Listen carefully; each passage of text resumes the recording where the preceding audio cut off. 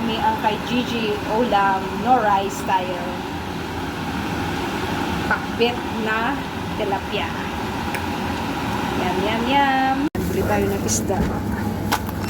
Mag-isa tayo. La la la la la la. Mas masarap kasi ito eh. Kaysa sa isa. 7. Kaysa dito. Pero mas mura to. Ito na ang paborito kong ano. Meron pa ako sa bahay nito eh.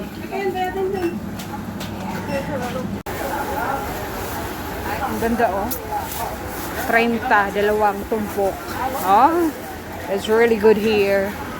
Oh, ayan, bili tayo na, ayan, 12 for 3. Gagawa ako ng, bili tayo ng maayos, magandang gulay. Ayan, kuha tayo nito pag mag-noodles ako.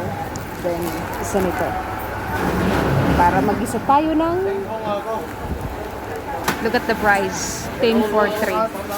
Dito na tayo, kuha lang tayo nito ng, mas mura dito yung kamatis, oh. Diba? A place day, market time, luluto tayo ng ginisa na tilapia with karabasa.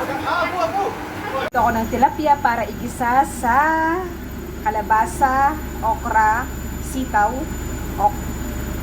eggplant. Ayan, and pak choy.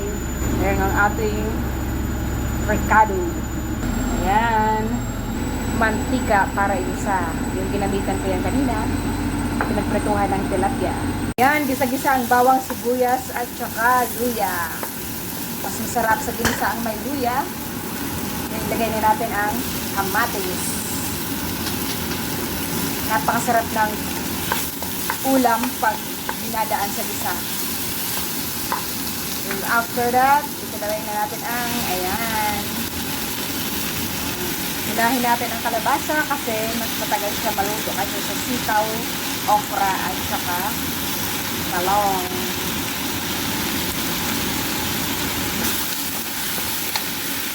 Ayan, meron pala ako dito bagoong. Bigay ni Ate Lia. Ginisa, lagyan natin ng bagoong parang pakbit na to. Thank you! Ayan, takpan muna natin. Ayan, lagyan natin na ginisa na hipon. Dito, pampalasa, masarap na pakbet. Sarap-sarap. Papaklan tayo. Hindi ako nagsaing ng rice kasi rice ako kahapon. Yummy. At isunod na. At isunod natin ang talong. Yan. Okay na siya. Oh. Gusto kong maraming sabaw. Ilagay ko na ang okra at saka sitaw. Then after nito, shower. Then kain. Alawas. Musimig siya ako kain. Alright. Ganyan lang po ang pagluluto.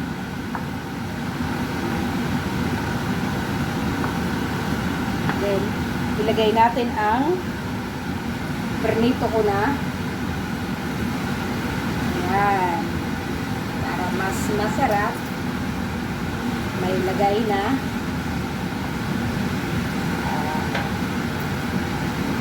tilapia. Ayan.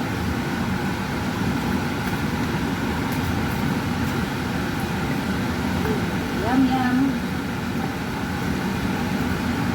Masarap siya kasi may bagoong at saka may isda. Yummy.